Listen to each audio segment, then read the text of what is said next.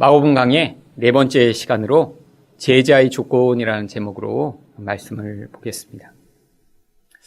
요즘같이 취업이 어려운 이 시대에 어떤 청년이 이렇게 취업을 하고자 하는데요.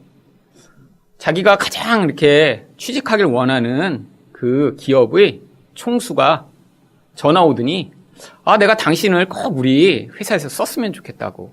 다른 데 가지 말고 제발 우리 회사에서 일해달라고. 이런 전화를 받는다면 얼마나 기쁠까요? 사실 아마 그런 전화를 받고 나면요. 온 동네방네 자랑하고 친구들한테 다 연락해서 야, 나 아무개 회장이 나한테 전화했어. 나랑 같이 일하자고 했어. 라고 하겠죠. 여러분, 이렇게 취업하나 이렇게 높은 사람이 전화해서 일하자고 하는 것, 이것만으로도 이렇게 기쁠 텐데요.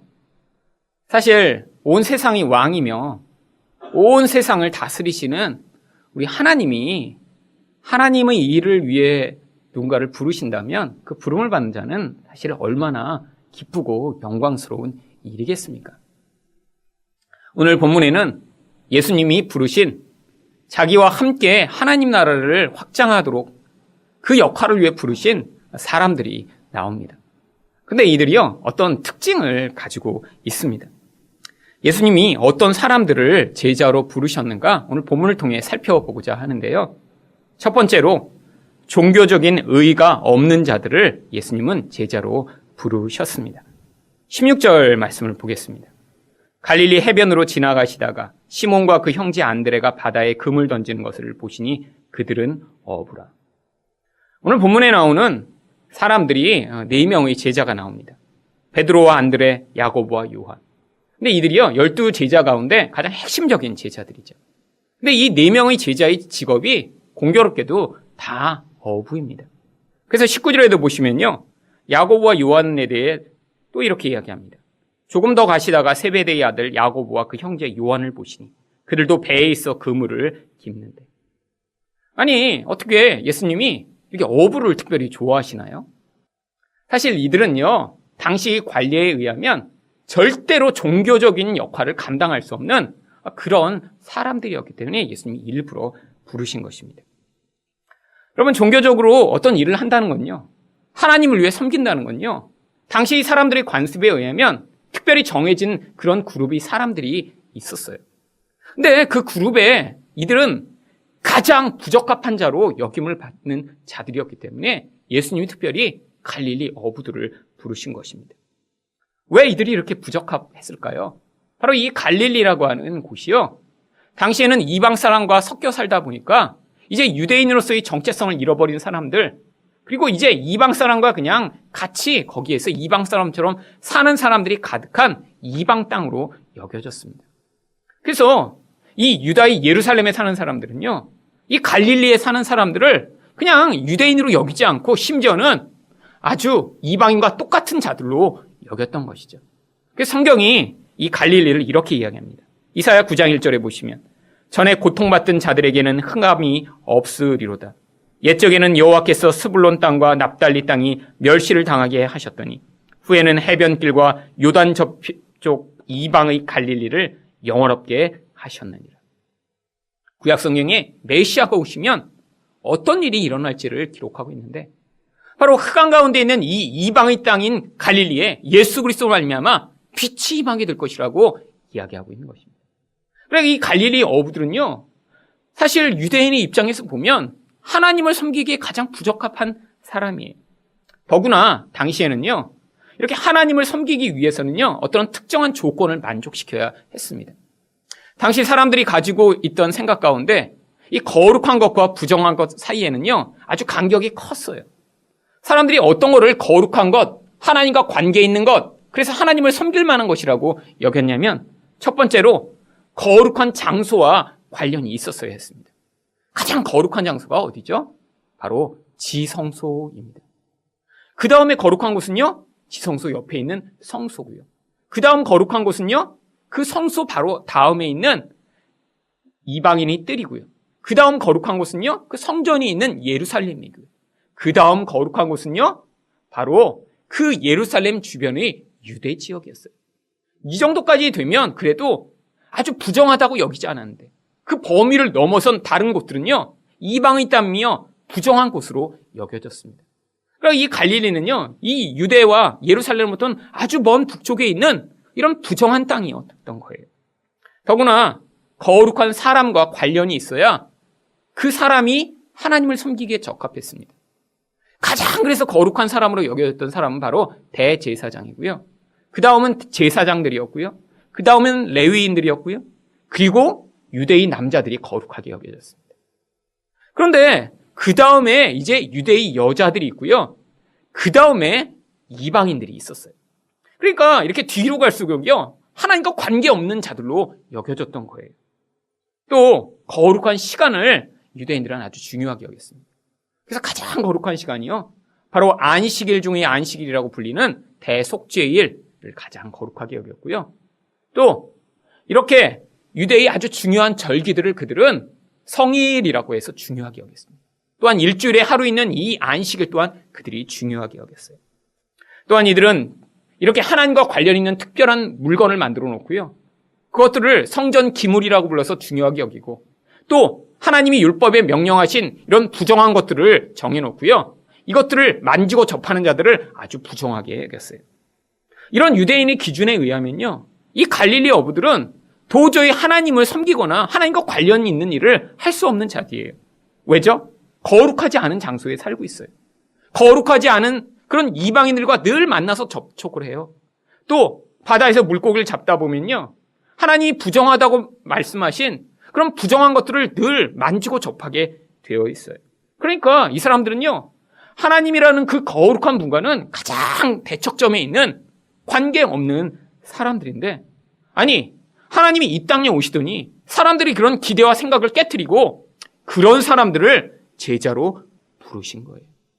아니 그 당시에 하나님을 위해 헌신한 사람들, 소위 이야기하면 이런 거룩한 사람들이 많이 있었는데 왜 예수님은 이렇게 부정한 자들을 하나님의 일을 하는 그 일을 맡기는 사람들로 부르신 것일까요?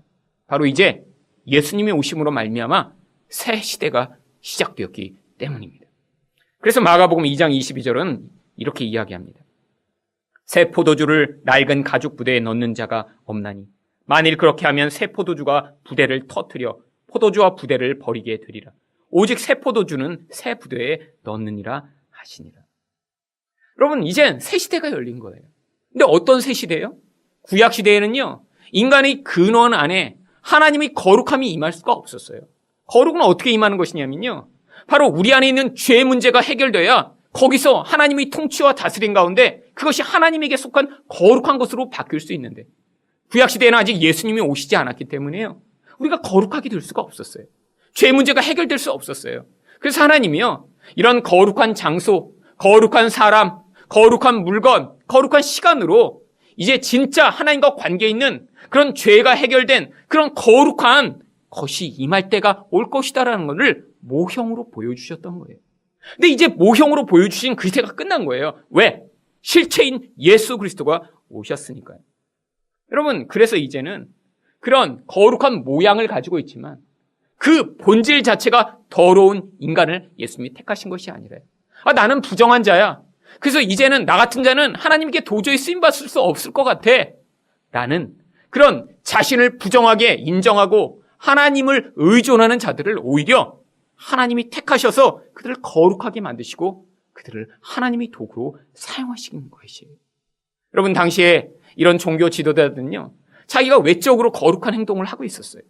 하나님과 관련 있는 일을 하고 있다고 생각했어요. 그런데 아무리 겉으로 거룩한 모습을 가지고 아무리 종교적인 모습을 가져도요, 인간의 본질 안에 있는 이 죄가 해결되지 않았기 때문에 그들은 욕심과 미움과 분노와 하나님을 향한 그런 대적하는 마음을 가지고 예수님이 오셔서 예수님을 잡아 죽이는 자리에까지 서게 됐는데, 그럼에도 불구하고 자신들은 하나님을 섬기고 있다라고 착각하고 있었습니다. 여러분, 자기 스스로 이렇게 자기 의의를 가진 자들은요, 하나님의 일을 하기에 부적합한 거예요. 여러분, 하나님의 일은 어떻게 일어나는 거죠? 하나님이 직접 오셔서 행하시는 것입니다. 내가 부정하다, 나의 스스로의 힘과 능력으로는 살 수 없다라는 것을 인정하는 자들에게 성령으로 임하셔서 그를 통해 하나님 나라의 일들을 하나님이 직접 하시는 거예요. 여러분, 인간의 노력과 인간의 힘이 더해지면요, 하나님 나라의 일이 제대로 되지 않습니다. 여러분, 어른들이 집에서 이렇게 일을 할 때 아이들이 도와줄 경우가 있어요. 뭐 밥한다고 그럴 때 와서 뭐 모두 한다고 그러고 하면, 여러분, 아이가 도와주면 요리가 더 맛있게 되나요? 대부분 그렇지 않습니다. 근데 왜 아이들이 그 일을 돕도록 하죠?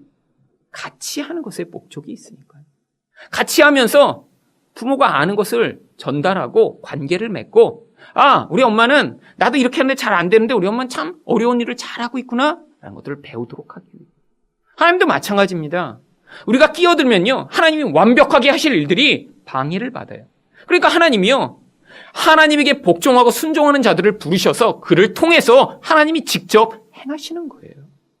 그런데 자기 의의를 가진 자들은 이런 하나님의 일 가운데 자기가 직접 나서서 자기 뜻과 자기 의의를 내세우려고 하기 때문에 문제가 발생합니다.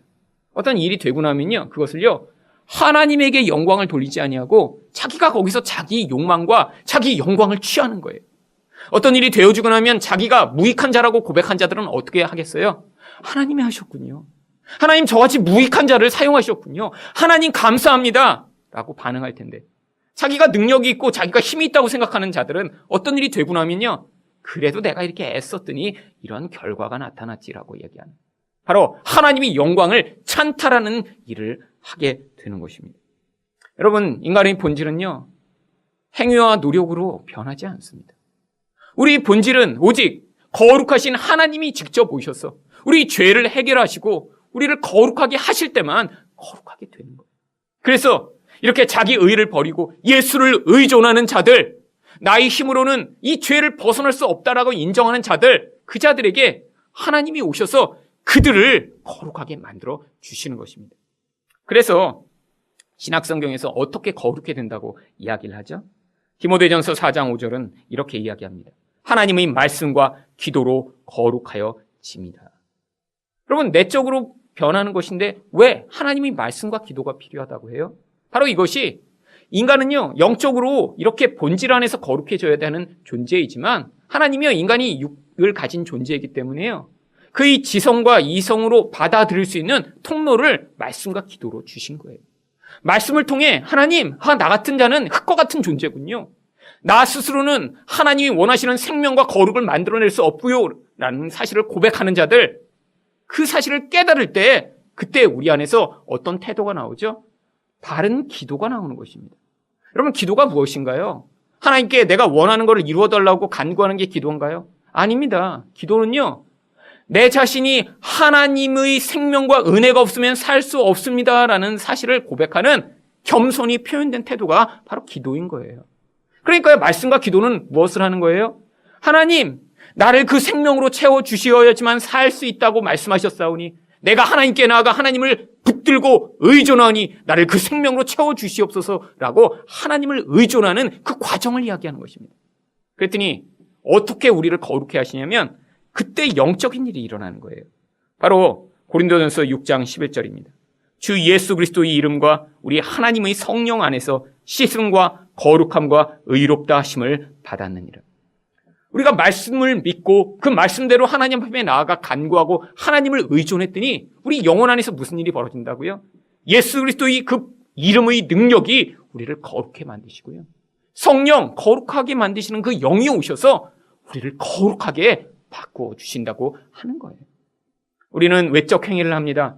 말씀을 듣는 일을 하고요, 말씀을 붙드는 일을 하고요, 그 말씀을 믿는 일을 했어요. 하나님 앞에 나와 기도하는 일을 했어요. 그랬더니요, 예수 그리스도의 그 능력이 우리를 그 모든 죄에서 구원하며 우리 영혼 안에서 성령으로 말미암아 우리 영이 변화되는 그 놀라운 은혜를 우리 영혼 안에 베풀어 주신다는 거예요. 이렇게 하나님이요, 우리 안에서 우리를 거룩해 하실 때 우리가 하나님의 일에 적합한 자로 변화되어 나가는 것입니다. 그런데 예수님이 제자들 가운데 이렇게 스스로를 부정한 자요, 하나님에게 부름받을 수 없다라고 생각하는 대부분의 사람들 말고 딱 한 사람, 나는 그래도 괜찮은 자야, 나는 의로운 자야, 왜? 나는 유대 출신이니까 라고 생각하는 한 사람이 끼어 있었습니다.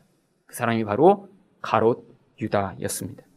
그러면 이 가롯이라고 하는 말은요, 이 유대 지방의 가룟이라고 하는 지방 출신이라고 하는 뜻입니다. 그래서 누가복음 22장 3절은 무엇이라고 얘기합니까? 12 중에 하나인 가룟인이라 부르는 유다에게 사탄이 들어가니. 이 가룟이요, 한국말처럼 뭐 성이 아니라 그 동네 출신이라는 거예요. 근데 이 가룟이 바로 유일하게 유대 땅에 있습니다. 다른 제자들은요, 다 북쪽 사람이에요. 그러니까 다 세리죠, 뭐 어부죠, 이렇게 스스로를 내세울 게 없는 사람들이에요. 그런데 이 가룟 유다면요, 나는 그래도 유대 출신이야, 나는 의미 있는 자야, 그리고요 아마 능력도 있었나 봐요. 돈꾀를 맡은 역할을 감당했습니다. 그런데 바로 그 자가 예수님을 배반하고 예수님을 판 그런 일을 한 거죠. 여러분, 하나님이 우리를 부르실 때 어떤 자들이 그렇게 하나님 나라에 의미 있는 역할을 하도록 부름을 받을 수 있나요?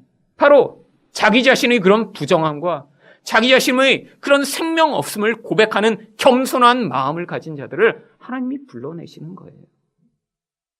두 번째로 예수님은 어떤 사람들을 제자로 부르셨나요? 실패한 자들을 부르셨습니다. 이 마가복음은 이 성경에 나오는 많은 이야기들을 아주 짧게 어떤 핵심적인 내용만 추려서 설명을 합니다.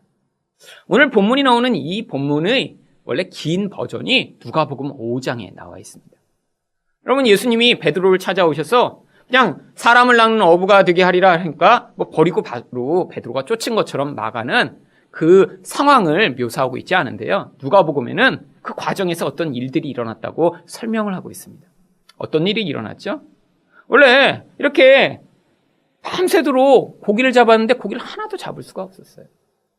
이 갈릴리 바다에는요, 밤이 되면 물고기들이 이렇게 표면으로 올라온다고 합니다. 낮이 되면요, 깊은 물속으로 내려가서 떠오르질 않는데요. 그러니까 밤새 가서 고기를 잡는 거예요. 그리고 아침이 되면 이제 고기 그 그물을 다 씻어 놓고 정리하고 이제 잠을 자는 시간이죠. 근데 밤에 가서 고기를 잡았는데 고기가 한 마리도 잡히지 않은 거예요. 그래서 와서 이제 그물을 씻고 낙심한 마음으로 앉아 있는데 예수님이 오시더니 배를 좀 빌려달라고 하세요. 왜? 많은 사람들이 예수님을 지금 쫓아왔거든요. 사람이 많이 모이니까요, 예수님이 이제 밀치지 않도록 이제 그 육지에서 조금 배를 떨어지게 하신 이후에 그 배 위에 서서 말씀을 전하셨습니다. 그러더니 말씀을 마치시고 예수님이 어떻게 말씀하셨냐면 누가복음 5장 4절과 5절입니다. 말씀을 마치시고 시몬에게 이르시되 깊은 데로 가서 그물을 내려 고기를 잡으라. 여러분, 예수님의 직업이 무엇이죠? 목수입니다. 목수. 그것도 나이가 많은 목수가 아니라 사실 이 베드로보다 나이가 아마 어렸을 것으로 유추할 수 있습니다. 아니, 그런데 아무 상관도 없는 이런 사람이 오더니 아니, 고기 잡는 곳에서 알지도 못하는 사람이 갑자기 깊은 데 가서 그물을 내려 고기를 잡으래요. 여러분, 이거는 말도 안 되는 일입니다. 아니, 거기서 잔뼈가 굵은 이 베드로가 밤새 고기를 잡았는데 소용이 없었는데, 아니, 지금은 고기들이 다 사라져버리는 그 상황에서 깊은 데 가서 고기를 잡으라니요. 근데 베드로가 그때 어떻게 반응하냐면 5절입니다. 시몬이 대답하여 이르되 선생님, 우리들이 밤이 새도록 수고하였으되 잡은 것이 없지만은 말씀에 의지하여 내가 그물을 내리리이다 하고. 예수님의 말씀에 베드로가 감동을 받고 찔림을 받았습니다. 그랬더니 예수님이 그 말씀이 말도 되지 않지만 그래도 그 말씀에 순종하기로 하고 깊은 데 가서 그물을 내립니다. 어떤 일이 벌어졌나요? 누가복음 5장 6절과 7절입니다. 그렇게 하니 고기를 잡은 것이 심이 많아 그물이 찢어지는지라. 이에 다른 배에 있는 동무들에게 손짓하여 와서 도와달라 하니 그들이 와서 두 배의 채움에 잠기게 되었더라. 여러분, 도저히 있을 수 없는 일이 벌어졌습니다. 어부를 거기서 평생 했는데 도대체 한 번도 보지 못한 일이 벌어졌어요. 그러고 났더니 베드로가 어떻게 반응합니까? 누가복음 5장 8절입니다. 시몬 베드로가 이를 보고 예수의 무릎 아래에 엎드려 이르되 주여 나를 떠나소서 나는 죄인이로소이다 하니. 여러분, 아니 이렇게 고기를 많이 잡게 만들었으면 와서 예수님한테 예수님 평소에 아르바이트로 어부하셨나요? 라고 물어보든지, 아니 어떻게 이거 아셨어요? 대단하네요. 정말 근데 나도 이런 일을 경험한 적이 없는데 어떻게 아세요? 라고 하든지. 근데 엎드리더니요, 뭐라고 얘기합니까? 나는 죄인이라고 얘기합니다. 아니, 왜 스스로를 예수님 앞에서 죄인이라고 고백하는 거죠? 여러분, 이게 바로 베드로가 어떻게 하나님을 만났는지를 보여주는 과정입니다. 여러분, 베드로가 자기 생각, 자기가 전문성을 가진 영역에서 지금 실패한 상황이었어요. 그런데 자기가 생각할 때 가장 그것과 관계없는 자가 오더니 거기에서 자기가 잘 알고 있는 영역에서 기적과 같은 일을 행합니다. 베드로가 가진 지식과 능력으로는요, 그거는 사람의 능력으로 할 수 없는 일이에요. 바로 이 사건을 통해 베드로는요, 거기서 하나님의 능력이 무엇인가를 경험한 것입니다. 자기가 잘 모르는 거였으면요, 우연히 그런 일이 일어날 수도 있지. 저분은 좀 똑똑한가 보지? 라고 생각할 수 있지만, 이건 자기가 잘 아는 데인데, 도저히 불가능한 일이 일어나면서 거기에서 하나님의 그 놀라운 능력과 대조되는 자신의 모습을 발견하게 된 것입니다. 여러분, 이게 하나님이 우리 인생에서 찾아와서 우리를 부르실 때 자주 사용하시는 방법이에요. 내가 잘 할 수 있다라고 생각하는 영역. 내가 이거 같으면 내가 잘 할 수 있다라고 생각하고 그 결과를 예측할 수 있는 그런 상황에 하나님이 개입해 오십니다. 그리고 우리를 무기력한 상황에 빠뜨리세요. 그 뒤에 하나님이 어떤 분이신가, 우리 하나님이 어떤 계획과 능력을 가지고 계신가를 거기서 보여주세요. 근데 왜 이게 우리를 하나님을 만나게 하는 도구가 되죠? 우리는요, 인생 가운데 끊임없이 내가 하나님 노릇하려고 하며 살기 때문입니다. 여러분, 하나님 노릇을요, 전 영역에 하려는 것이 아니에요. 대부분요, 살다 보면요, 자기가 잘하는 한두 가지가 생겨요. 그럼 그 한두 가지 영역에 있어서는 내가 하나님처럼 되고 싶은 거예요. 여러분, 그게 아주 사소한 것일 수도 있습니다. 심지어는요, 내 책꽂이에 내가 원하는 방식대로 책을 꽂는 것도 사실은 내가 하나님 노릇하고 싶은 거예요. 왜? 여기 영역 안에서는 내가 주인이야. 내가 여기서는 내 원하는 키 순서대로 책을 늘 꽂을 거야. 그런데 그게 좌절되고요. 그걸 누가 자꾸 방해하고요. 그게 인생 가운데 자꾸 어그로 들면 어떻게 되는 줄 아세요? 나중에 그게 강박증이 되는 것입니다. 내가 하고 싶은 뭔가 있는데요. 그 아주 사소한 것을 어떤 힘으로 자꾸 억눌러서 못하게 하면 나중에 그게 강박증이라고 하는 병이 돼버려요. 여러분, 바로 우리 인생 가운데 내가 하나님 노릇하려는 게요, 모든 것을 다 하나님처럼 살려는 게 아니에요. 자기 인생에서 자기가 잘하는 영역, 나 같으면 자신 있는 영역, 내가 지식을 가지고 있다고 생각하는 그 영역을 내가 잘하고 싶었는데, 거기에서 우리 무능을 하나님이 드러내시고 거기에서 하나님이 어떠신 분인가를 가르쳐 주실 때 우리가 그 과정을 통해 하나님을 경험하게 됩니다. 우리 실패가 그러니까요, 인생 가운데는요, 의미 있는 과정이 되는 것이죠. 내가 생각할 때 내 인생의 계획, 내 인생의 미래까지 다 세워놨는데 어느 순간 하나님이 개입해 오시면서 그것이 다 허물어지고 실패하는 자리에서, 거기에서 하나님의 계획이 오르시며 우리 하나님이 진짜 능력 있는 분이심을 우리가 영적으로 만나게 되는 것입니다.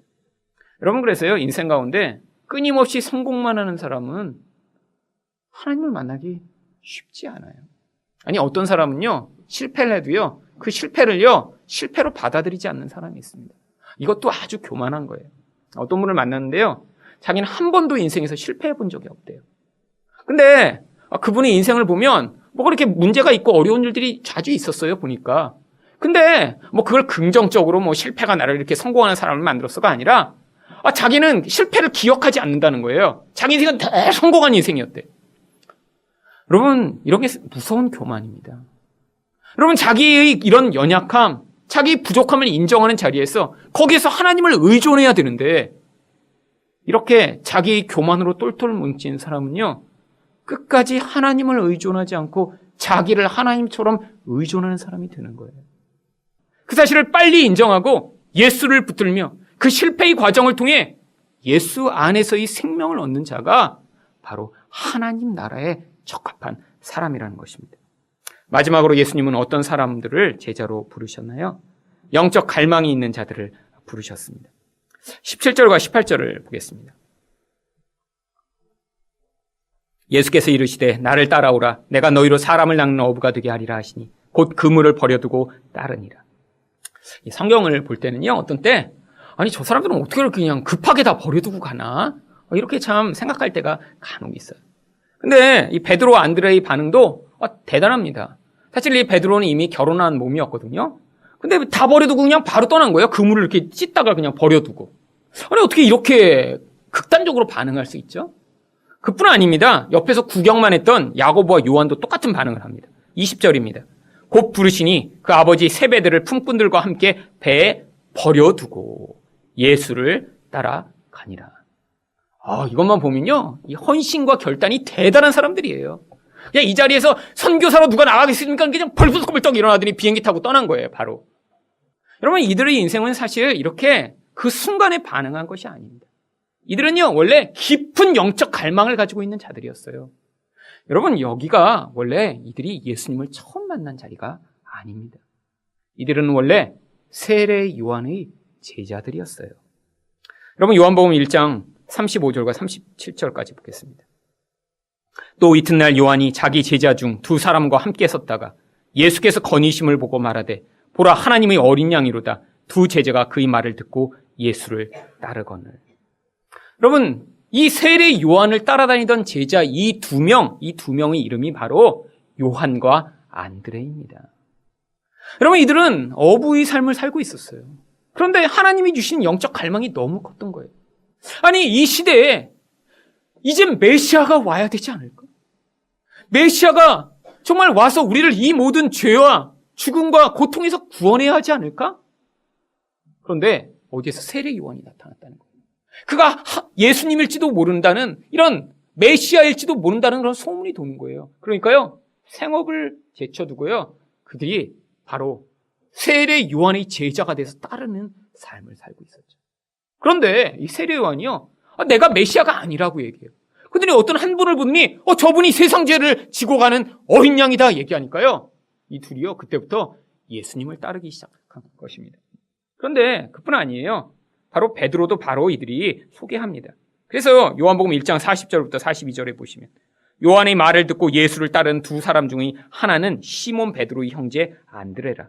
그가 먼저 자기의 형제 시몬을 찾아 말하되 우리가 메시아를 만났다 하고, 메시아는 번역하면 그리스도라. 데리고 예수께로 오니 예수께서 보시고 이르시되 내가 요한의 아들 시몬이니 장차 게바라 하리라 하시니라. 게바는 번역하면 베드로라. 이미 이전에요, 광야에 있을 때 이들이요, 예수님을 만났다는 경험이 있습니다. 아니, 그때 예수님이 메시아라고 듣고 예수님을 따르기로 했는데, 아니, 왜 지금 이 갈릴리에서 왜 어부 생활을 하고 있는 것이죠? 그 사이에 무슨 일이 일어난 것입니다. 무슨 일이 도대체 일어난 것일까요? 여러분, 이들이 왜 예수를 그리스도라고 믿고 따른 것일까요? 여러분, 이들은요, 평생 자기들이 기대하는 그런 메시아에 대한 메시아 그림이 있었습니다. 이런 사람이 메시아일 거야. 어떤 메시아를 이들이 기대했을까요? 로마로부터 우리를 구원할 그런 메시아. 구약에서 있었던 다윗 왕국을 회복할 그런 메시아. 우리를 경제적으로 부욕해 할 그런 메시아. 그리고 천국에도 데려갈 그런 메시아. 그런데 예수님을 만나보니까요, 아닌 거예요. 아니, 나이도 이제 30살밖에 안 된 나사렛이라고 하는 몇십 명밖에 살지 않는 그런 깡촌에서 온 몫을 며칠 따라다녀 봤는데요, 그들의 기대가 어긋나니까요, 그들이요, 버리고 다시 실망이 큰 나머지 이제 세례 요한한테까지도 가지 않고 그냥 집으로 돌아가 버린 거예요. 여러분, 이게 바로 영적 갈망을 가진 많은 사람들의 인생에서 나타나는 현상입니다. 여러분, 우리가 사실은 우리 안에 갈망이 있었기 때문에 교회도 온 것이고요, 누군가 교회 가자고 했을 때 그것에 반응도 한 것이고요, 그리고 부모님이 예수님을 믿었더라도 갈망이 없는 사람은 교회를 떠났는데 그 갈망이 채워지지 않아서 계속 교회에 머문 사람들이 많은 거예요. 그런데 교회에 와서 바로 예수님을 만나게 되나요? 아니에요. 다 자기가 기대하는 예수님이 있습니다. 어떤 예수님을 기대하죠? 나를 잘되게 하는 예수님, 문제가 있으면 해결해주는 예수님, 집에서 엄마 아빠한테 사랑을 잘 못 받았으면 그 사랑을 대체해줄 그런 예수님, 또 애인이 없으면 애인 역할을 해줄 그런 예수님. 근데요, 그 예수님이 성경이 얘기하는 그 예수님과 같은 예수님이던가요? 아닙니다. 인간은요, 자기 욕망을 채울 그런 우상을 그려놓고요, 이게 예수야 라고 부르짖는 것이 인간의 기본적 모습이거든요. 인생에서 내가 원하는 그런 예수의 모습이 나타나지 않으니까 그때부터 마음이 멀어지는 경우가 많은 것입니다. 예수님은 무엇하러 이 땅에 오셨다고 얘기해 주셨나요? 우리를 죄에서 구원하기 위해 오셨다고 말씀하셨어요. 예수, 자기 백성을 그 죄에서 구원함으로 우리 안에 있는 이 끊임없는 욕망과 두려움에서 우리를 자유케 하고 우리가 그래서 더 이상 마귀에게 노예되지 않게 만들어주며 우리를 그 무서운 사망에서 구원할 그분이 예수시라고 성경은 얘기하고 있는데, 많은 사람들이 그 죄에서 우리를 구원할 예수를 구하는 게 아니라요, 이런 우상을 만들어 놓고 내가 원하는 것을 채워줄 가짜 신을 구하니까요, 예수를 믿을수록 그 안에 변화되는 그런 모습이 나타나는 게 아니라 실망에 떠나는 사람들이 많은 것입니다. 여러분, 그런데 예수님이 그렇게 떠나니까 버리세요? 아니에요. 택함을 받은 자들에게는요, 다시 찾아오십니다. 언제요? 자기 힘으로 인생을 실패했을 때, 예수의 도움이 꼭 필요할 때 그렇게 인생을 찾아오시는 거예요. 여러분, 찾아오시고 나서요, 이들이요, 이제야 이분이 진짜 그래도 하나님이신가? 그런데 따랐는데요, 여러분, 인간이요, 예수님을 진짜 하나님으로 받아들이는 데는 오랜 시간이 걸립니다. 이들이 이때 하나님의 능력을 봤어요. 그 다음에 얼마나 많이 봤을까요? 여러분, 인생에서 그렇게 기적을 여러분 많이 보신 분 계세요? 아마 이 제자들은요, 이 3년 동안 예수님을 따라다니면서 매일같이 본 게 기적이었을 거예요. 그런데 이들이 이 예수님을 바로 하나님의 아들로 받아들이나요? 아닙니다. 여러분, 예수님과 함께 이들이 배를 타고 갈릴리 바다를 지나가다가요, 폭풍을 만난 경우가 있어요. 첫 번째 폭풍입니다. 그랬더니 예수님이 어떻게 하세요? 이 바다에서 죽을 것 같은 이들이요, 예수님이 주무시는데 깨워요, 살려달라고. 그랬더니 예수님이 바람과 바다를 꾸짖으시며 잠잠케 하십니다. 그때 제자들이 예수님에게 어떻게 반응했는지 마태복음 8장 27절에 이렇게 기록하고 있습니다. 그 사람들이 놀랍게 여겨 이르되 이가 어떠한 사람이기에 바람과 바다도 순종하는가. 아니, 기적을 많이 본 자들이요, 바람과 바다를 잔잔케 했더니 예수님 형이 누구셔? 여러분, 아무리 기적을 경험해도요, 예수님이 하나님이시라는 사실을 못 받아들이는 거예요. 여러분, 그런데 그들이 또다시 폭풍우 가운데 처합니다. 이번엔 상황이 달라요. 예수님은 멀리 계시고요, 제자들만 폭풍우를 당해요. 거의 죽게 되었어요. 그런데 예수님이 물을 밟고 걸어오십니다. 그때 제자들이 예수님께 어떻게 반응하죠? 마태복음 14장 33절입니다. 배에 있는 사람들이 예수께 절하며 이르되 진실로 하나님의 아들이로소이다. 여러분, 우리 인생에도 예수님을 하나님의 아들, 우리를 진짜 구원할 분, 세상에 있는 돈이나 힘이나 어떤 사람이 아니라 내 인생에서 진짜 구원자가 되시는 분이심을 고백하는 이 과정이요, 오래 걸리는 거예요. 여러분, 낙심하지 마세요. 여러분, 우리 인생 가운데 끊임없이 우리는 눈으로 보고 의존할 수 있는 것을 의존하는 자들입니다. 주변에 어떤 사람이 나타나면요, 그 사람을 덥석 붙들고 싶은 게 우리예요. 주변에서 내가 가진 어떤 힘과 능력이 절실히 요구될 그때 예수님이 그거를 다 의존하지 못하게 하시고, 바로 이 어부가 대부분인 제자들을 바다 한가운데서 그들이 어쩔 수 없는 상황을 경험하게 하신 뒤에 거기에서 예수님이 누구신가를 가르쳐 주시는 것입니다. 여러분, 이런 과정을 오래 겪은 다음에야 나중에 베드로가 어떤 고백을 하게 되죠? 마태복음 16장 16절입니다. 시몬 베드로가 대답하여 이르되 주는 그리스도시요 살아계신 하나님의 아들이시니이다. 여러분, 이게 바로 영적 갈망을 가졌지만 예수님을 제대로 만나지 못해 방황하던 자들을 예수님이 다시 찾아오셔서 부르시고 그들에게 인생을 통해 가르쳐 주시고 그들이 절망과 실패 가운데 예수님이 그 모든 것들을 통제하고 다스리시는 하나님이심을 경험케 하시며 결국에는 우리 예수님이 그리스도시고 우리 예수님이 하나님의 아들이심을 고백하게 하심으로 우리와 함께 동행하시며 하나님 나라를 이루어나가시는 방법인 것입니다. 여러분, 인생 가운데 여러분이 이렇게 방황하고 실패하고 무너지는 그 자리에서 여러분 인생 가운데 찾아오셔서 여러분을 하나님 나라의 그런 동역자로 부르시는 그 예수님을 경험하십니다. 여러분이 이전에 알고 있던 그런 만들어진 가짜 예수가 아니라 성경 말씀이 가르치고 있는 여러분과 우리들을 죄에서 구원할 그 예수님을 바로 만나시는 여러분이 되시기를 예수 그리스도의 이름으로 축원드립니다.